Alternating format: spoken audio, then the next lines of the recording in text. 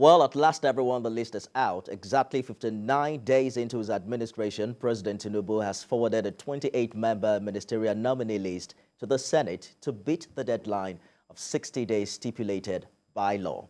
Former Rivers State Governor Nyesom Wike, Senator David Umahi, and Betta Edu are among those who made the first batch of Mr. President's ministerial list. So we're asking the question today, what do you make of President Tinubu's ministerial list of 28 nominees? Join the conversation right now on Twitter. Use the hashtag #first100days. Remember to tag at TVC News NG and at Nifemi Oguntoye. Thanks for joining us on the program. I am Nifemi Oguntoye. Coming up today, we're joined by former Deputy Governor of Ogun State, Senator Gbenga Kaka, who joins us to review the ministerial list and other matters arising. Earlier this afternoon, the Chief of Staff to the President, Femi Gbajabiamila, walked into the Red Chamber of the National Assembly with a list of ministers designate and presented it to the President of the Senate. Although the portfolio of the nominees weren't stated in President Tinubu's communication, President of the Senate, Godswill Akpabio, emphasized that additional nominations will be sent to the Senate in due course. The President of the Senate didn't mention when the ministers designate will be screened. But we know that out of the 28 nominees, 7 of them are female, making up 25% of the first batch, and 4 of them being former governors.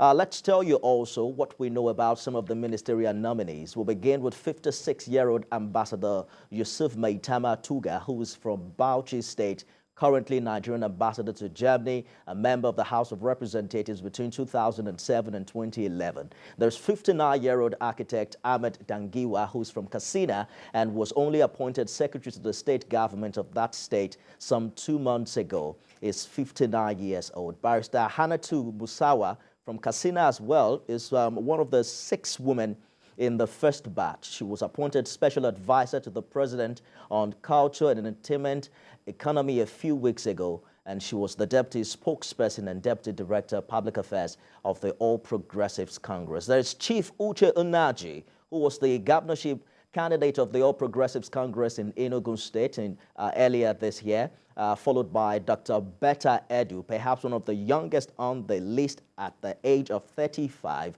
from Cross River State, a medical doctor, former commissioner for health, and also currently national woman leader of the APC. That's possibly going to change very shortly. Dr. Doris Aniche Uzoka is another female who made the list out of the 7 of them. She's from Imo State. She's the youngest commissioner in the Hope Uzodinma administration, and I think currently commissioner for finance.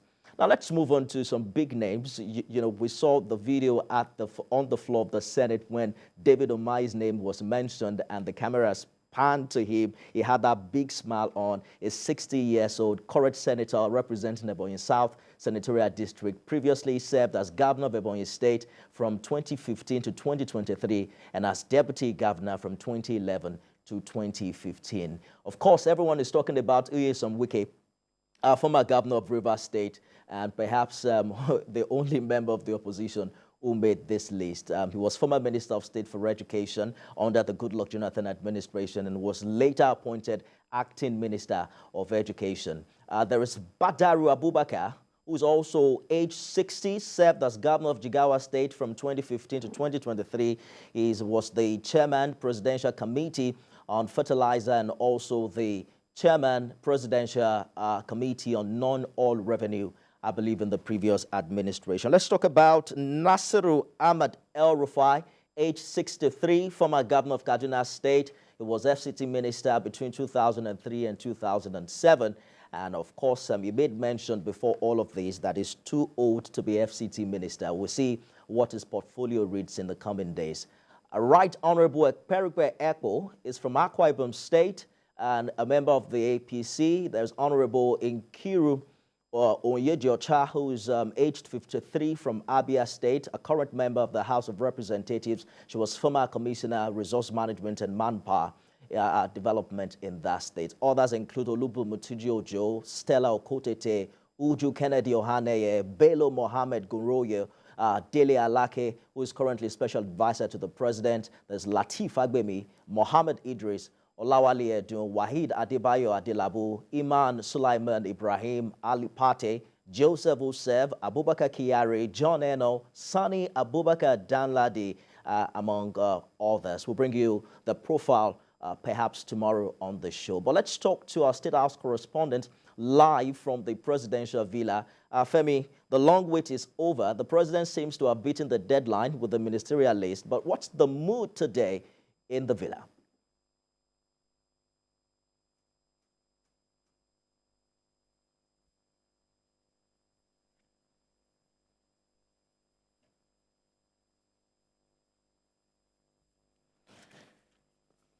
Femi, if you can hear me, what's the mood today after the release of the first batch of Mr. President's ministerial list at the presidential villa?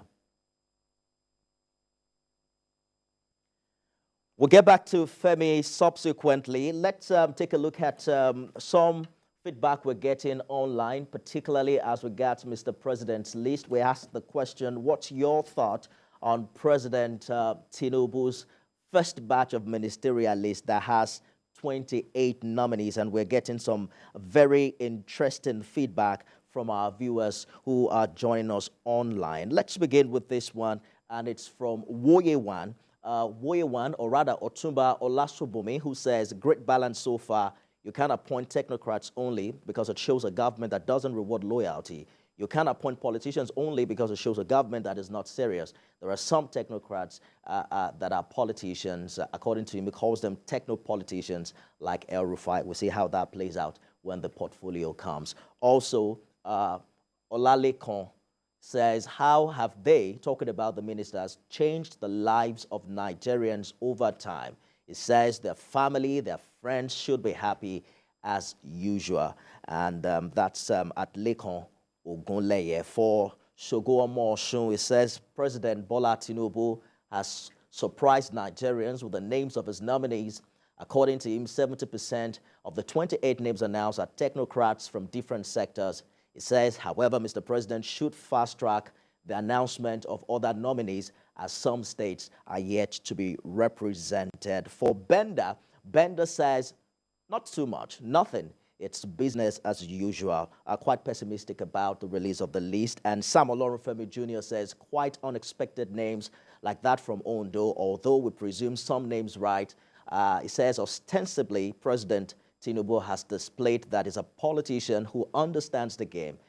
My greatest concern, however, is the huge amount of resources that will be spent for by-elections for those leaving the National Assembly. Interesting points there, quite a number of them who are sitting lawmakers. For Ayoku, the best balanced ministerial list since this republic, Nigeria will be great, and we will have a better country in 2027. I don't doubt the capacity of Mr. President to select the best team that can get the work done. And then he says, congratulations to Nigeria. Let's get back to our State House correspondent who is live at the presidential villa. Femi, the Constitution requires at least 36 ministers, one from each state. Would you say the president may not have completed or completely fulfilled the law as we speak? Well, if it's still work in progress, the president has fulfilled one part of the law, which is to send nominees, ministerial nominees, to the Senate within a period of 60 days. He has sent that list on the 59th day, and he has fulfilled that aspect of the law. And he also announced that, well, other nominations will be made in due course, and those who will be nominated in due course, that list will again have to be sent to the Senate for screening and confirmation. You remember, the law does not say that the president will have to do all of those nominations in one fell swoop. He has done this first batch, sent it to the National Assembly, fulfilling that provision of the law. We are hearing that 12 more nominees will be sent to the National Assembly, to the Senate, for screening and confirmation. But when that will be done, we do not know. What is left now is for the National Assembly, the Senate, to also announce a date when they would